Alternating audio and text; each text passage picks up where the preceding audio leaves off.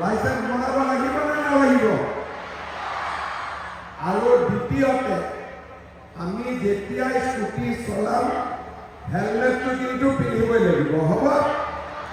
আমি স্কুটিখনৰ লগত হেলমেটটো দি দিছোঁ, গতিকে হেলমেটটো সকলোৱে যাতে পিন্ধিব লাগিব, হ'ব? হ'ব যদি এটা ভাল কৰি হাত চাপৰি বজাই দিয়া তেতিয়া মই